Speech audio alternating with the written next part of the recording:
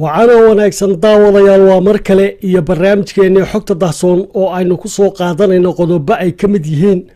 baarlamaanka Itoobiya oo xasaanadii kala noqday madaxda gobolka Tigray iyo dagaalkii ugu cuslaa oo Khamiistii maanta ka dhacay waqooyiga Itoobiya federaalka Itoobiya oo guul ka sheegtay dagaalka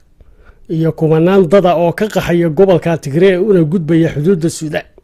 macluumaad kale ayaa raaci doona ku soo dhawaada barnaamijka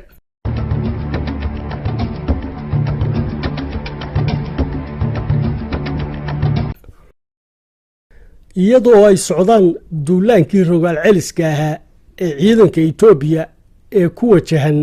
xoogaga kooxda Tigray ee gobolkaasi waqooyiga Itoobiya ayaa baarlamaanka Itoobiya Khamiistii maanta waxa uu xasaanadii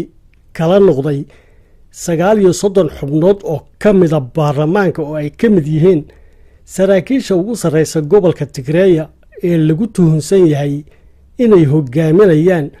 ama ay yihiin maskaxdii ka dambeysay in gobolkaasi ka hoos baxo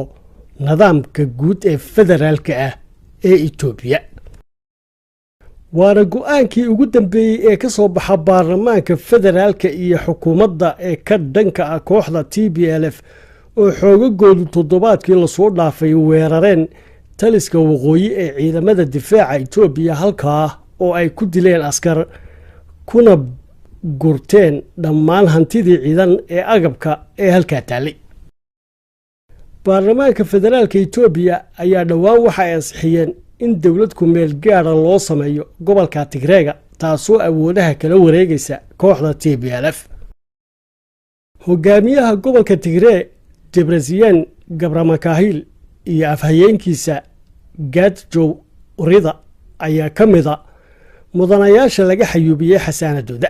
sida ay ku warantay wakaaladda wararka ee Anadolu oo soo xigeynayay Radio Fana siyaasiyiinta kale ee miisaan kale ee aan meel lagu ogeyn laakiin la aaminsan yahay inay qaarkood ku dhumaalaysanayaan magaalada Maqalla ee xarunta Tigray waxa kamid ah Asmilash Woldspet Abiya Tashaya Ambassador Abdesalaam Belemi Atsemba Arwa iyo Gabrazabar Araya dhinaca kalena ra'iisul wasaaraha Itoobiya Abiy Ahmed ayaa sii wada lahjada adag ee uu ku tilmaamayo kuna sifaynayo hogaamiyaasha gobolka Tigray iyo jamhadooda TPLF waxaana uu ku eedeeyay ciidamada TPLF inay dambi kii ugu xumaa ka galeen ciidanka Itoobiya ra'iisul wasaaraha Itoobiya Abiy Ahmed ayaa bartiisa Twitterka Khamiistii maanta waxa uu soo dhigay warbixin uu ku sheegayo in ciidamada TPLF ee ku sugan deegaanka Shiraaro oo kamid ah furimaha dagaalka ee galbeedka Tigray ay toogasho ku dileen xubno ka tirsan ciidanka Itoobiya 10 maalmood ka hor Abiy waxa uu sheegay inay heleen askartii lagu laayay halka meydadkoodii oo lugaha iyo gacmaha ka xidhan taasoo uu ku tilmaamay dambi naxariis darra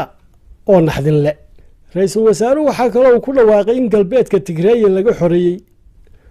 xoogagii jamhadda TPLF hadalka ra'iisul wasaaraha ayaa ka dambeeyay markii Khamiistii maanta uu dagaal culus ka dhacay gobolka oo ay ciidamada federaalkuna horumar ka sameeyeen furimaha dagaalka sida ay warbaahinta madaxa bannaan ee dalkaasi baahinayso dagaalkan oo habeen barkii xalay bilaabmay ayaa la sheegay in la iskaga horyimay ilaa 6 goobood iyagoo ciidanka federaalka Itoobiya ay isku dayayaan inay hareereeyaan dabeetana go'doomiyaan ciidamada jamhadda TPLF waxaana la cadeeyay in weerarada ciidanka federaalku saameeyeen xuduudaha gobolkaasi la leeyahay wadamada Eritrea iyo Suudaan waana taatikada ay ku doonayaan inay isku xeeraan dabeetana cunaqabatayn saaran garoonka diyaaradaha ee Xumeera oo ah saldhig istiraatiiji ah dhawaana federaalku sheegteen inay qabsadeen iyo agagaarkiisa ayaa la sheegay in dagaalkii ugu xumaa uu ka dhacay kaasoo bilaabmay xilligii salaada subaxnimo ee saaka Khamiistii socdayna ilaa intii ay galabtu cadceedu ka dhacaysay gobolkaasi jananka ciidamada cirka Itoobiya Yerma Matasa oo warbaahinta la hadlay waxa uu sheegay inay khasaare badan u geysteen ciidamada maamulka Tigray kadib markii sida uu sheegay ay diyaaradaha dagaalka Itoobiya duqeeyeen oo burburiyeen xarumihii kaydka shidaalka iyo bakhaarradii hubka iyo rasaasta ee jamhadda Tigray dhankiisana jenaraalka u sarreeya militariga Itoobiya Burhana Jula waxa uu sheegay inay ciidankiisa u suura gashay inay soo badbaadiyaan ciidankii dowladda ee ku go'doonsanaa cadowga dhabarkiisa sida uu hadalkiisa u dhigay iyadoo ciidanka go'doonsanaa ay ku sugnaayeen saldhiggii ugu weynaa ee ciidanka Itoobiya ku lahaa waqooyiga dalkaasi waxaana iska weeyar in macluumaad dagaalka ku saabsan laga helo dhanka maamulka Tigreega oo ay isgaarsiintii guudna ka go'an tahay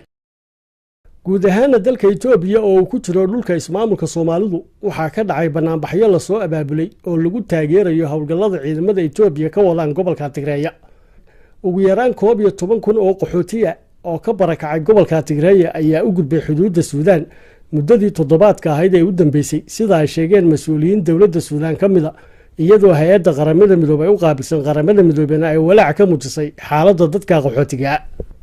الله يو عظيمو عسيسو جبارو ربي عنوفتي عدير نقا أبوروو كان عابدنا ينعيد وقسو جودنو عامهان أدونكي عذر با هليلو عدود يحوقي هب عدانو هايستو ليس قعب سيييو علمدي أقونتي علكي سينسيانكي علمي بالياشي حكستبا عررو ولي ويعكرنتي عذابية شنالو عرد رورشيهيو عرضو مثل ما تيدي بسو عقارشو عرور كرويهيو رسع عيمهيو عدو ربو بوحشو على تاقني عافمات سريعنا نقو عيمي ايبو